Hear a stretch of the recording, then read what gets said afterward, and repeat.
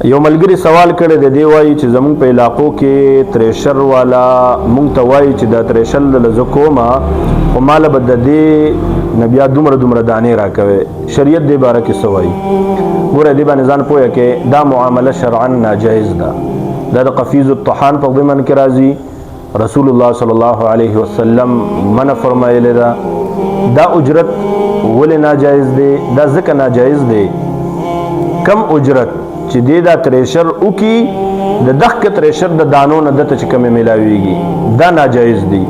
ځکه دته چې کم اجرت میلاویږي نو دا اجرت د عمل په وجه په وجود کې راغلی دی چې دین حدیث شریف کې منع راغلی ده. د دې بهترین صورت څه دی؟ د دې بهترین صورت دا دی چې قیمتاً د خبره وشي چې زه تاسو له دا تریشر کوم ماله به دومره پیسې راکوئ. دا معامله شرعاً درست ده.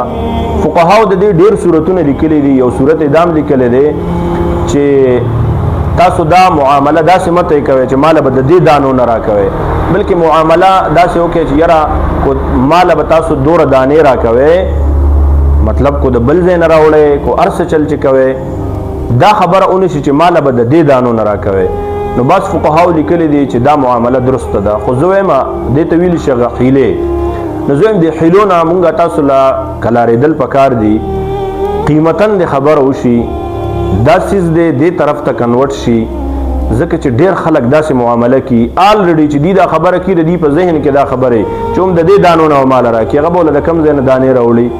نو که زه تاسو ته ووایم دا سیسټم تاسو قیمتاً ته واړوئ، حدیث شریف کې صراحتاً منع راغلی ده چې منع راغلی ده. نو مونږ تاسو له پکار دي چې د وړو دا معامله چې کوم زمونږ په علاقو کې کیږي، د تریشرو دا علاقه چې د تریشرو دا معامله چې زمونږ په علاقو کې کیږي، نو د دې نه مونږ تاسو د قیمت طرف ته راوړو، نو انشاءالله زمونږ ستاسو دا عرف دا به تبدیل شي.